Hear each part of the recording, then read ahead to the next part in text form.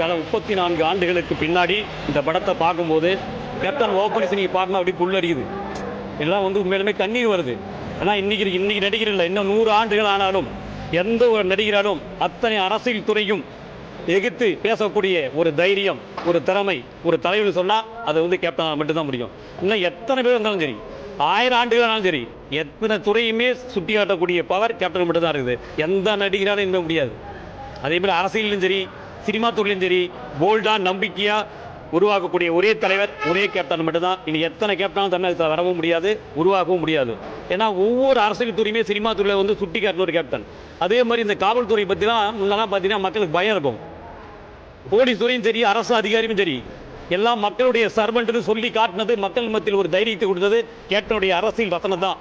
இனிமேல் எந்த ஒரு நடிகராலும் அந்த மாதிரி பேச முடியாது. ஏன்னா பயம் இருக்கும். படம் ஓடுமா ஓடாதா அப்படிங்கிற ஒரு பயம் இருக்கும். அந்த பயத்தெல்லாம் தூக்கி எறிஞ்சிட்டு நான் மக்களுக்காக பேசணும்னு வசனத்தை வச்சு தெருக்கி விட்டவர் கேப்டன் விஜயகாந்த் அவர்கள். படம் அருமையாக வந்திருக்குது. படம் பார்த்தீங்கன்னா 34 ஆண்டுகள் மாதிரி தெரியல. இன்றைக்கி தான் புதுசாக பார்க்குற மாதிரி புத்தம் பொடிவுடன் கேப்டன் பிரபாகரன் சூப்பராக இருக்குது. தெரியல பார்க்குறதுக்கு இன்னைக்கு ரிலீஸ் ஆன மாதிரி படம் மாதிரி இருக்குது. டிடிஎஸ் சூப்பராக இருக்குது. எல்லா ரசிகர்களும் பொதுமக்களும் ஆத்தூர் பத்மலை படம் பாருங்கள், சிறப்பாக இருக்குது. கேப்டனை பார்க்கும்போது மீண்டும் கேப்டன் ஒரு புத்துணர்வு வந்த மாதிரி இல்லை, ஒரு சந்தோஷம் நிறைவாக இருக்குது. சந்தோஷம் போகிறோம் நாங்கள் எல்லாமே. நன்றி.